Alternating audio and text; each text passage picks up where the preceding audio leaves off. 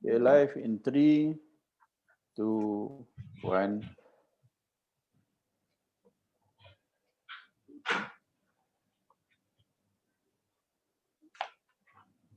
Alright, kita live. Apa khabar semua viewers kita di Facebook?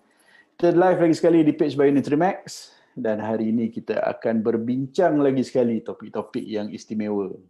Okay, dengan saya hari ini ialah Puan Zaimah. Puan Zaimah ni adalah ada kita punya orang kuat kita lah. Semua orang kuat dekat by Nutrimax ni. Tapi dia adalah in charge bahagian R&D, Research and Development. Okey, bila kita nak membangunkan produk, siapa yang bangunkan produk dekat Bio Nutrimax tu? Itulah dia Zaimah, Puan Zaimah kita, right? So hari ni, topik kita hari ini adalah tentang R&D, Research dan Development ataupun penyelidikan dan pembangunan produk, alright? So bila kita nak buat produk ni, boleh ke kita campur-campur je? Macam mana Zaimah? Boleh tak kita campur-campur produk? Campur-campur bahan, dah jadi produk. Boleh ke kita buat yang tu? Yang tu kita kena buat dulu kajian dulu secara penyidikan, pembangunan produk dulu, baru boleh jadi produk. Betul. Dia bukan boleh campur je, campur sikit tongkat ali, campur sikit kopi, campur sikit tu, campur sikit nak jadi produk. Tak boleh. Dia bukan macam tu. Okay? Dia ada penyelidikan dengan ada pembangunan, ada proses dia, ada cara dia untuk buat produk. So hari ni kita nak tanyalah, kita nak tanya dengan Puan Zaimah kita ni, macam mana kita nak buat R&D. First kali kita tanya, apa sebenarnya R&D? R&D ni macam R&D, kadang-kadang orang R&D pun tak faham kan. R&D tu apa sebenarnya? Itulah ramai kat luar sana yang macam tahu sebenarnya pernah dengar R&D kan, tapi apa sebenarnya maksud R&D tu? Okay, R&D singkatan bagi research, D tu development, research and development. Maksudnya kat sini adalah kajian dan penyelidikan produk.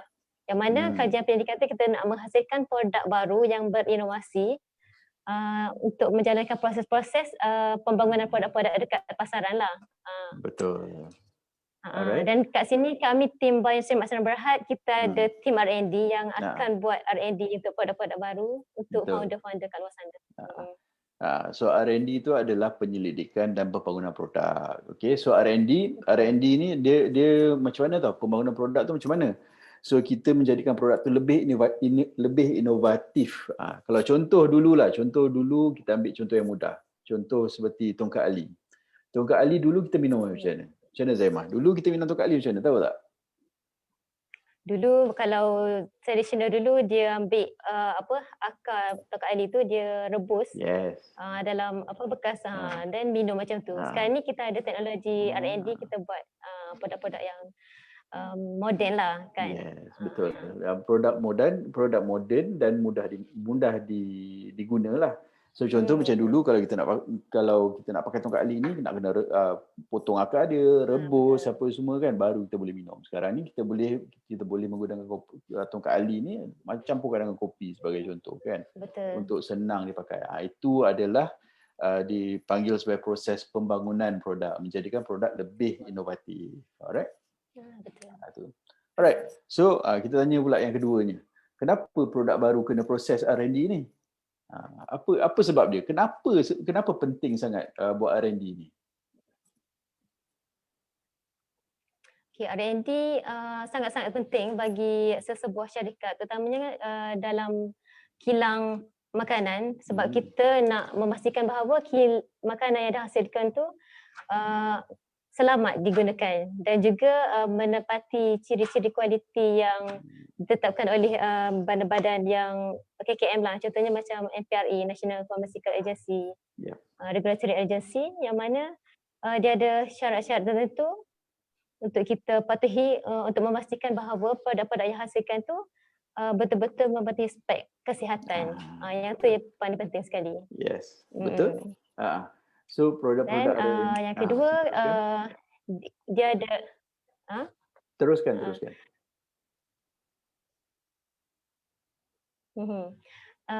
R&D juga sangat penting untuk kita jalankan stability test ke atas produk tu, sebab kalau kita tak buat R&D ke atas satu produk tu, kita tak tahu sama ada produk tu stabil ke tak, selamat digunakan ke tak kan. Dan juga untuk mengetahui shelf life produk tu sendiri macam mana.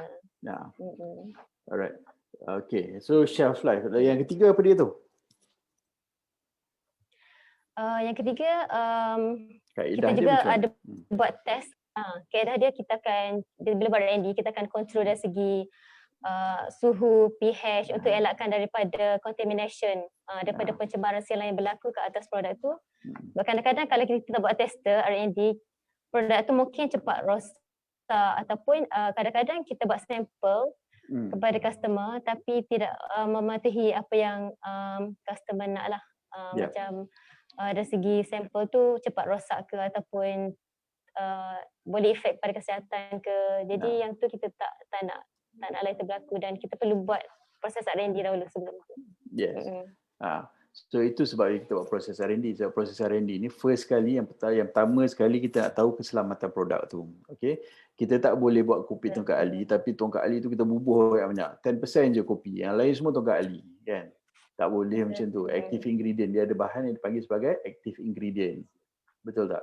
Betul-betul. So untuk makanan, dia ada persen. Dia tak boleh melebihi berapa persen, Zaimah, untuk active ingredient makanan? Kalau ikutkan dahulu dari segi rules bahagian keselamatan makanan, dia ada ratio 80%, 20%, yang mana 20% tu bahan aktif, 8% makanan. Tapi untuk yang terbaru ni, Biro Farmasika Kemasaan dia dah gariskan negative list of food lah. Yang mana kalau makanan dia tersenarai dalam negative list of food tu, dia akan termasuk dalam kategori perubatan lah. Kategori perubatan. Alright. So dia bukan boleh campur-campur je. Dia ada bahan-bahan yang sebenarnya walaupun selamat dimakan, tapi dia ada persen-persen dia. Okay? Dia ada peratus dia. Dia tak boleh melebihi daripada peratus yang ditentukan oleh pihak Kementerian Kesihatan. Dia bukan boleh campur-campur je, tak boleh macam tu. Tak boleh campur. Tongkat ali penuh 90%, 95% tongkat ali kan. 5% kopi tak boleh. Alright. So dia ada formula yang kita perlu ikut supaya kita dapat pastikan yang produk kita nombor satu selamat. Okey. Nombor dua, produk tu berkualiti. Okey. Nombor tiga, produk tu boleh tahan lama. Alright, produk tu boleh tahan lama. So itu adalah semua sebahagian daripada R&D itu sebabnya penting R&D. Alright, ada R&D juga kadang-kadang bila kita buat R&D pun bila kita produk makanan, so dari segi rasa tu pun penting juga. Betul tak, Zaimah? So bila kita buat R&D tu sampel, so kadang-kadang kita akan adjust juga dari segi rasa. Mungkin dia rasa kopi ni mungkin terlalu banyak kopi. Okay, so mungkin kita boleh adjust. Terlalu kuat rasa kopi tu kan. Kita boleh adjust untuk buat sampling tu lah. Okay. So bila tiap kali ada founder baru datang, memang kita akan buat formula. Kita akan buat formula untuk founder tu. Alright, kita akan duduk, kita akan tanya, nanti kita ceritakan lebih lanjut lah. Macam mana proses dia kan. Alright. So, apa jenis produk-produk yang soalan yang ketiga, apa jenis produk-produk yang R&D yang Bionutri-Max tawarkan ni? Produk, Bionutri-Max Berhad kita merupakan pengilang produk makanan kesihatan. Jadi kita tawarkan kat sini produk-produk makanan berasaskan kesihatan.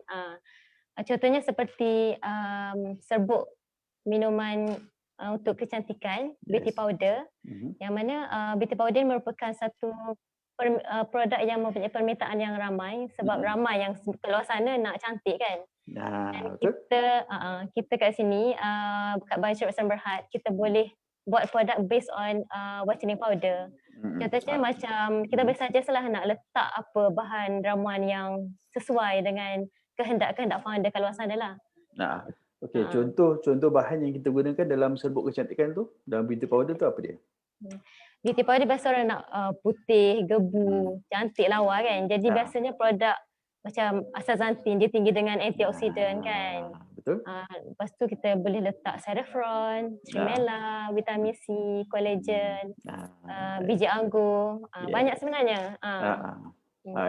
So itu tugas Zaimah sebenarnya. So bila dia duduk, saya tanya, okey, kalau macam produk kecantikan apa bahan yang boleh masuk? Nanti Zaimah akan recommend. Okey.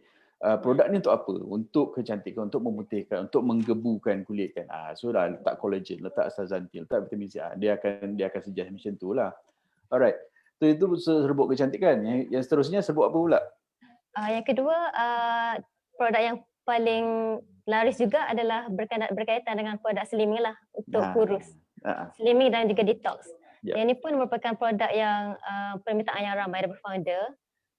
Produk kurus ni kita boleh buat dari segi serbuk ataupun teh uncang lah. betul. Dan ramuan-ramuan tu kita boleh suggest ramuan yang paling terbaik lah untuk founder, untuk bagi keberkesanan, untuk kawal dari segi berat badan, untuk Yes. kurus, ramping semua. So contoh bahan-bahan yang kita recommend kalau serbuk detox ni ataupun untuk kurus? Serbuk kurus biasa kita letak sena, kita letak green tea, garcinia, psyllium husk. Yes. Produk fiber semua fiber betul. semua kat sini lah. Fiber pun banyak jenis kan? Fiber banyak jenis juga. Betul. Yang tu kena bincang. Fiber tu pun banyak jenis. So bukan kena duduk bincang fiber jenis macam mana yang nak. Okay? Sebab dia fiber tu dia luas. Bila cakap fiber tu macam-macam jenis fiber yang boleh kita pakai. Alright. Seterusnya, apa lagi yang kita boleh R&D? Okay. Selain daripada itu kita ada produk berasaskan kopi. Kopi pula dia boleh kita sebagai kopi untuk kesihatan, kopi untuk fungsi untuk lelaki, fungsi untuk wanita. Banyak sebenarnya. Produk kopi ni antara produk yang umum yang terkenal lah di kalangan masyarakat ni. Jadi banyak sebenarnya produk-produk yang kita boleh hasilkan kat sini berkaitan dengan kopi. Dan kopi tu boleh kita hasilkan banyak flavor, latte, mocha, cappuccino semua. Betul. So sekarang dulu dia kopi tongkat ali, kopi sajalah kan, kopi creamer dan sebagainya.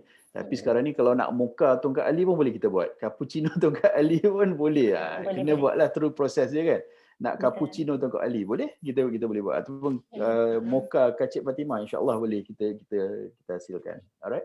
Itu dari segi kopi. Dari segi susu macam mana pula? Lately dalam bulan ni banyak betul orang minta susu kan. Kita buatkan susu. So kalau susu tu macam mana? Boleh ke kita buat proses R&D tu?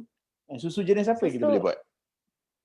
Susu pun banyak jenis boleh buat sebab sekarang ni orang nak buat susu berasaskan kecantikan macam susu pisang, susu berries, susu delima, dan kat sini memang kita boleh create lah untuk susu kecantikan. Kita plus pula dengan herbal active ingredient yang memang khas untuk bagi cantik macam sarang burung walik ke, collagen, macam-macam lah kita boleh letak. Dan juga susu untuk tulang pun ada, kita boleh buat. Macam-macam jenis lah. Susu pun kita boleh buat kat sini. Yes. So susu tu pun sebenarnya susu sebenarnya dia jadi lately ni dalam beberapa bulan ni jadi macam trend. Ramai banyak founder baru yang sebenarnya yang dia start order susu pisang, susu berries, macam-macam lah founder kita yang order daripada kita tu kan, campurlah dengan tulang, kulit, apa untuk rambut dan sebagainya kan. Betul. Alright. So itu susu dah, kopi dah. Kalau macam koko macam mana? Koko pun banyak permintaan juga. Koko ada yang nak buat koko makanan sunnah, ada yang nak buat koko minda. Koko untuk kesihatan umum pun boleh. Terpulang pada founder. Kat sini kita boleh buat formulasi based on koko. Dan koko pun boleh letak flavor macam hazelnut ke. Unik sikit lah, berbeza dengan produk kat luar sana. So dia jadi koko tu walaupun dia asas dia coklat, alright, tapi boleh lagi ada flavor yang kita boleh masukkan, contoh macam hazelnut, koko hazelnut tu yang paling sedap sebenarnya. Betul. Yang tu ni. Kalau koko ni kita nak buat untuk makanan minda untuk kanak-kanak boleh ke? Boleh, kita boleh letak bahan-bahan khas untuk minda.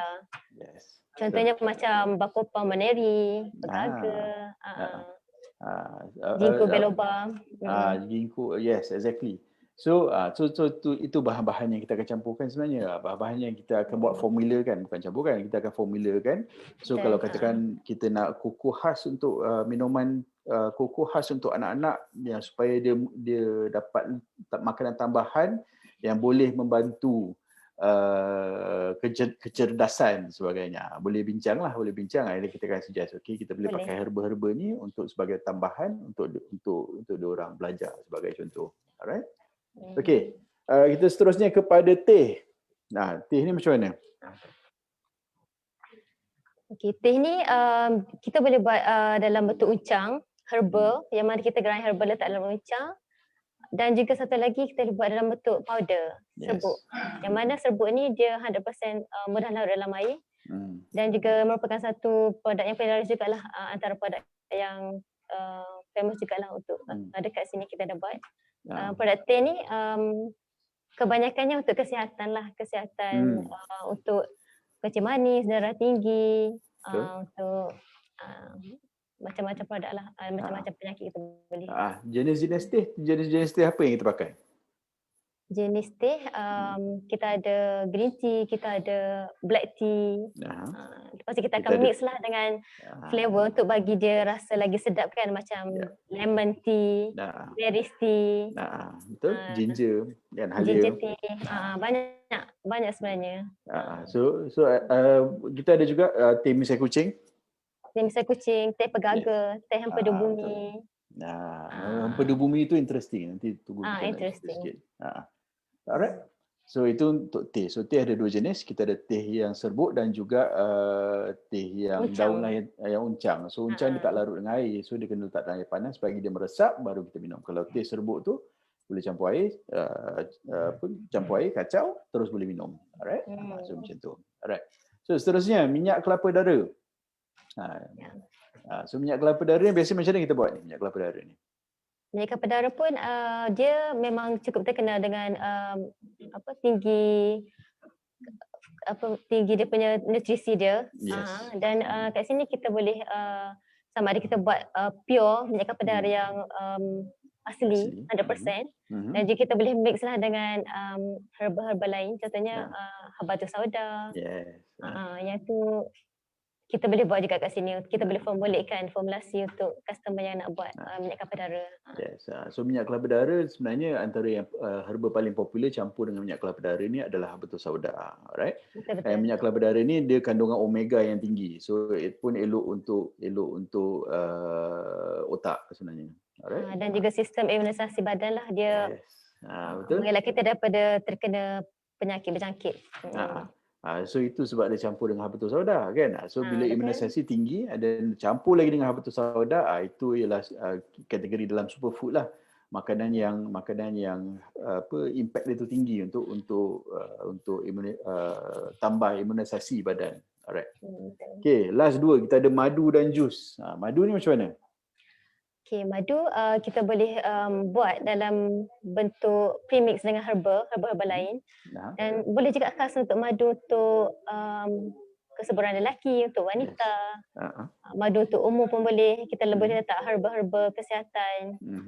Kita boleh formulate lah untuk bagi fungsi-fungsi tertentu lah. Depends pada founder sebenarnya. Kita boleh createkan formula untuk founder-founder. Jenis madu pula macam mana? Madu banyak jenis sebenarnya. Antara yang kita pernah guna kat sini, madu kelulut, madu asli, madu tualang. Sebenarnya depends juga pada customer lah. Betul. Kita boleh cari madu yang mana yang nak. Lain dia punya ayat dia tu, madu mana yang nak. Okey, tapi betul lah yang saya mahu cakap. So nak madu jenis macam mana? Nak madu lebah biasa, lebah kelulut, madu tualang, nak madu yang jenis macam mana? Alright, so daripada jenis madu tu baru kita akan buat formulation. Contoh macam dulu kita pernah buat satu jenis madu dia campur dengan ginseng. Yang tu saya ingat lagi, propolis dengan ginseng. Yang tu antara madu yang paling antara yang sangat-sangat laku. Okey, madu propolis ginseng. Okey. Dan last sekali jus. Jus ni macam mana? Jus ni banyak kategori juga kita boleh bahagikan. Contohnya customer nak buat jus untuk kesihatan, jus untuk fungsi untuk wanita, jus untuk lelaki, jus minda, banyak jenis. Kalau macam jus umum tu biasa untuk rawat penyakit-penyakit macam kencing manis, darah tinggi, untuk kawal kolesterol dalam darah kan. Betul. Kalau jus biasa macam contohnya jus halia lemon kan, untuk mengelakkan daripada penyakit kolesterol tinggi kan, jangan tersumbat. Itu pun merupakan jus yang bagus juga untuk kesihatan. So itu contoh jus ni tu clear lah, madu dengan jus ni adalah bentuk cecair. Alright, so madu delikat lah macam madu tu, jus tu cuma dia jus dia cair sedikit. Okay, and then biasanya memang kita banyak juga pakai bahan-bahan yang fresh juga kan, kita pakai dalam jus tu kan, contoh macam halia lemon ke apa semua kan. ataupun yalah Betul-betul. yes, honey lemon kan. Letak madu. Alright. Mm. Okay, so seterusnya. Macam kalau jus Kita untuk teruskan. okay, kalau macam jus untuk lelaki, untuk wanita pun kita boleh letak active ingredient yang sesuai lah. Contohnya macam wanita tu kita boleh letak Pura America, Kacik Fatimah, Serapat, Majikani, khas untuk wanita lah. Dekat sini pun kita dapat banyak permintaan juga lah untuk jus wanita dan jus lelaki. Yes. Alright. So kita punya fokus banyak kepada makanan kesihatan, kecantikan dan langsing dan detox. So nak cerita juga sebenarnya pasal proses R&D ni ada berita baru daripada Thailand. Okay, dari berita baru daripada kerajaan Thailand yang dia meluluskan setengah-setengah jenis herba untuk merawat COVID-19. Alright. So ini actually keluar berita dari Sinar Harian dengan keluar berita dengan NST, New Straits Times, okay? Yang kerajaan Thailand ada kajian yang menunjukkan ada herba-herba yang boleh digunakan untuk melawan COVID. So contoh herba yang kita boleh pakai untuk melawan COVID tu apa dia? Base daripada kajian dekat Thailand tu, herba apa sebenarnya yang boleh pakai?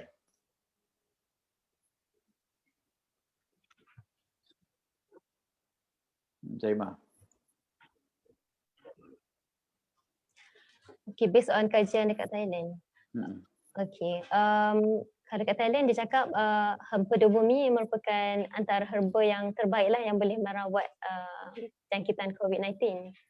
Dan kat sini kita pun cuba untuk buat research lah berkaitan dengan info-info yang kita dapat daripada pihak Thailand tu. Dan sebagai tim R&D kita akan buat research pembangunan dan pembangunan produk barulah untuk khas untuk founder-founder yang nak buat produk-produk khas untuk imunisasi sistem tinggi. Kita akan create lah produk-produk based on herba-herba bumi semua. Dan ada lagi herba-herba lain. Tengah dalam kajian. So kita dalam kajian. So based on research kita sentiasa up to date lah, bila kita dapat berita herba ni boleh untuk penyakit sekian. Alright. Contoh macam yang baru ni COVID-19 ada herba-herba yang boleh kita gunakan untuk COVID-19. So apa yang kita buat, kita akan study balik research tu, tengok boleh tak kita develop produk tu. Tu iaitu research dengan develop. Alright. So kita kaji, lepas tu kita bangunkan. So kita tengok kajian daripada kita dapat berita daripada Thailand yang kita boleh menggunakan herba untuk melawan penyakit COVID. Alright. So kita dah tahu, so kita akan buat kajian. Lepas kajian baru kita akan buat pembangunan produk based on kajian tu. Alright. Okay. Alright Zaimah. So bila founder datang jumpa kita, dia cakap saya nak buat produk sekian-sekian lah. Saya nak buat produk, contoh saya nak buat produk kecantikan ataupun produk langsing yang detox. Apa boleh cerita tak secara ringkas macam mana proses R&D tu? Dia langkah 1 buat apa? Langkah 2 buat apa? Macam mana? Okay. Bila kita terima kunjungan daripada founder untuk buat satu produk, kita akan firstly kita akan tanya founder sebenarnya apakah produk yang dia nak buat dan dia fokus pada fungsi apa dia. Contohnya macam kalau produk slimming detox kan. So dia fokus untuk ke arah untuk menurunkan berat badan, untuk bagi kenyang ke. Jadi yang kita akan take note lah sebagai tim R&D, kita akan take note apa fungsi-fungsi produk yang dia mahukan dan kita akan discuss dengan lebih detail lah dengan customer ciri-ciri produk yang dia nak buat tu. Yang tu yang first step lah. Okay, itu yang pertama. So pertama kita dah tahu apa yang dia nak sebenarnya, produk dia tu untuk menyelesaikan masalah apa ataupun apa kelebihan produk dia nak. Lepas tu apa kita buat? Okay, selepas kita dah mendapat semua info daripada founder tu, yang kedua kita akan buat research, kajian dan juga kita akan penyelidikan lah ke atas produk dia nak tu. Kita akan cari segala maklumat info berkaitan dengan maklumat yang dibagi tu dan kita akan suggestkan bahan rama yang sesuai untuk produk dia. Sesuai dengan apa yang dia nak lah.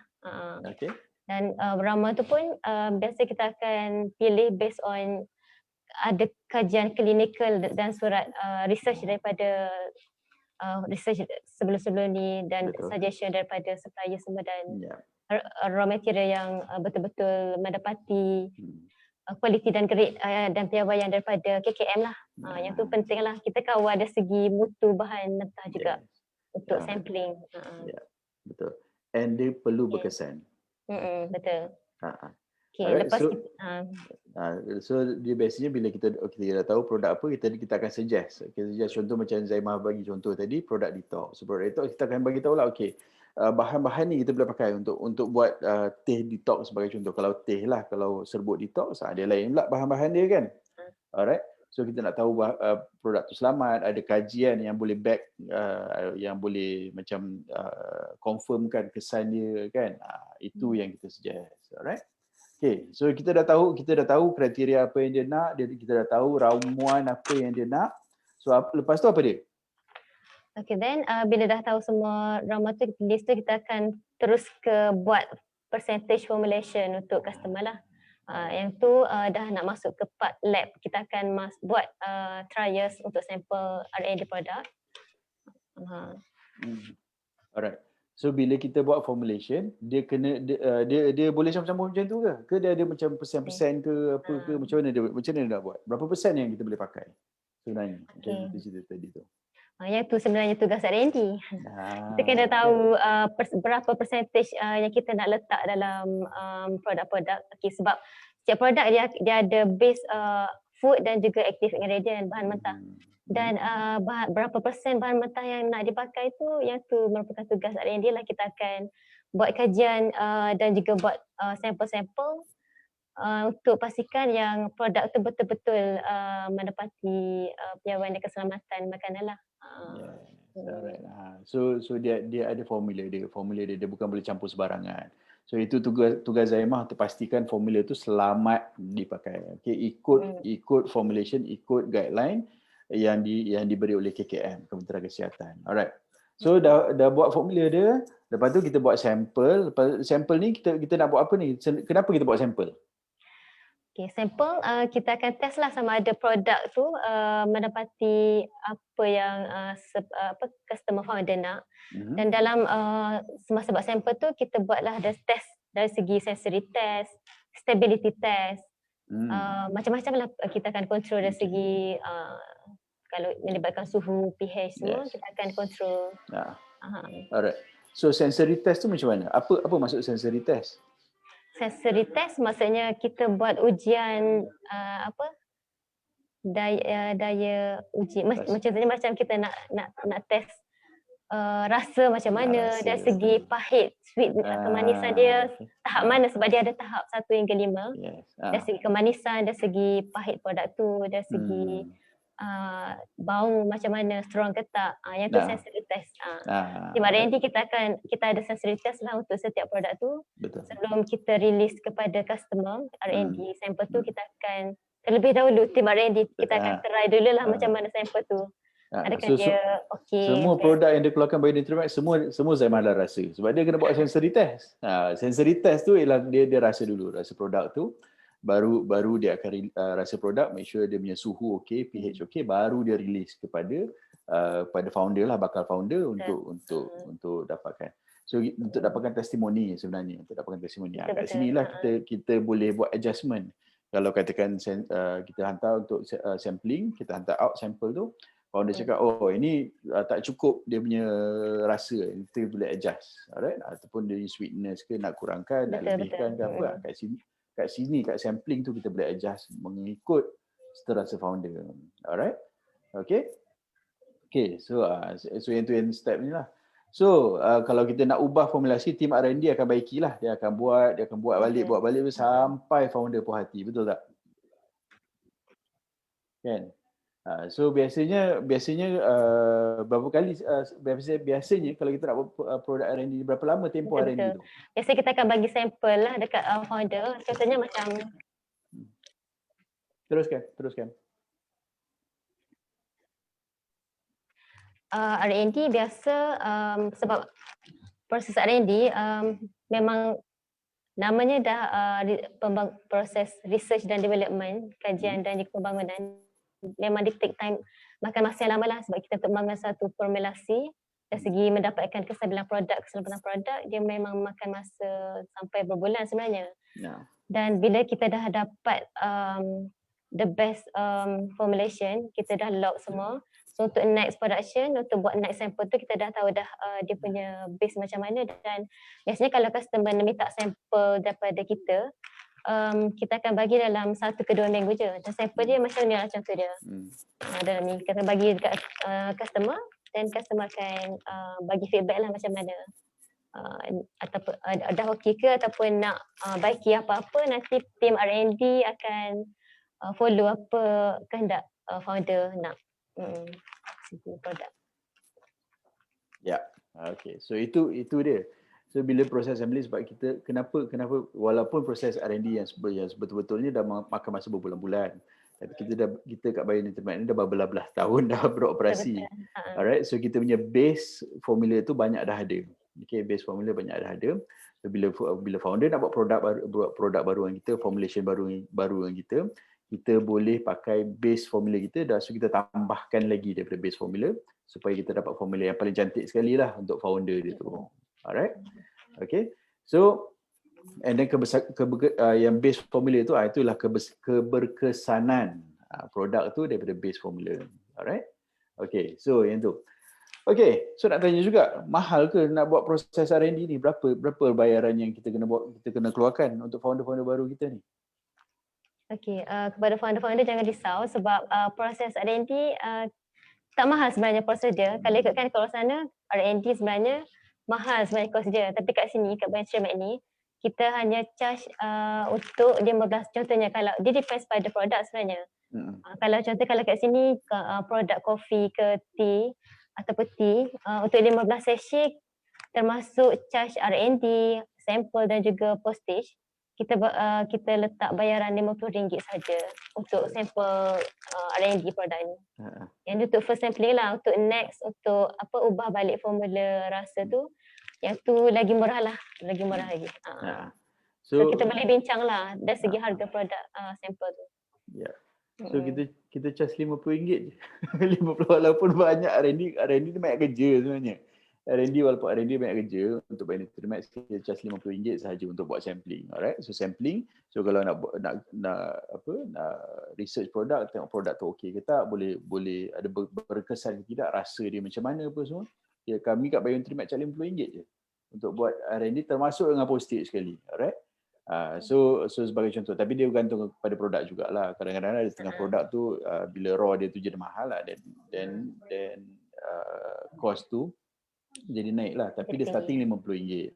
And then kalau ada apa-apa perubahan, contoh kita bagi first sample, founder tak berpuas hati, dia nak buat, dia request, okey buat balik, saya nak lain sikit kan. Itu cost yang seterusnya jadi lagi murah. Lagi murah, betul. Right. Okay, tapi kita start R&D kita RM50 je. Alright, so tak perlu risau founder-founder nak datang cakap, ada ke duit ni ke apa, tak ada masalah, datang bincang, buat sampel je dulu, buat sampel RM50 je pun. Alright, buat sampel dulu, and then daripada sampel tu baru kita bincang, baru kita tengok macam mana. Is it okay? Is it not okay? Dari situ kita tahu. Alright, sebab kita kat Bionutriment kita nak mudah menjadi founder. Alright. So kita banyak akan selesaikan macam-macam masalah founder, kita akan selesaikan. Contoh macam kita bincang sebelum ni, halal kita selesaikan, KKM kita selesaikan, R&D ni pun kita selesaikan juga. Rasa kurang lebih apa semua pun kita selesaikan juga. Alright. So kita nak mudah menjadi founder dengan Bionutriment. Alright. Okay. So itu nak tanya. Nak tambah apa lagi Zai? Tentang R&D ni sebelum kita wrap up. Dah habiskan persoalan ini. Kepada founder-founder kat luar sana tu, datanglah ke Bionutriment untuk buat produk-produk. Kami tim R&D akan bantu anda untuk create formulasi yang inovasi yang lain daripada yang lain, yang unik, yang mungkin tak ada kat pasaran, yang kita akan boleh tolong createkan, insyaAllah. And kat Penggalan Cepa tak ada PKP, jadi boleh berjalan. Kita dekat kat sini PKPB.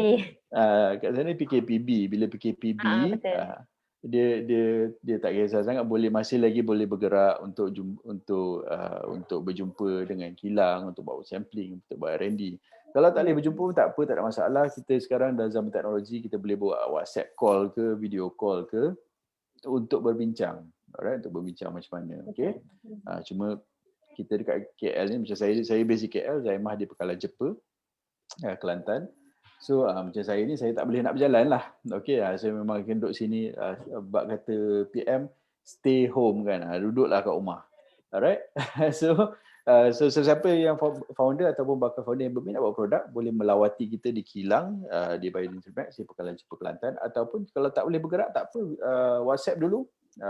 Nombor WhatsApp kita ada di Facebook page kita, ataupun PM kita di Facebook, dan kita akan berbincang dari situlah. Okey, tak boleh bergerak pun tak apa, tak ada masalah. Founder-founder kita yang lain kat Sabah Sarawak pun ada. Alright, kita deal melalui phone, melalui post, melalui WhatsApp je. Alright, senang, mudah. Alright. Okey. So terima kasih banyak Zaimah meluangkan masa berkongsi tentang macam mana proses R&D ni. So Zaimah adalah ketua bahagian R&D dekat Bioindustry Max. Alright. So, terima kasih banyak Zaimah join saya dan viewers kita di Facebook. Terima kasih join kita untuk hari ini.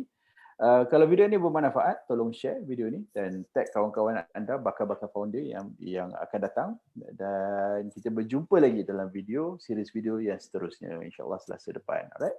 Assalamualaikum dan selamat petang.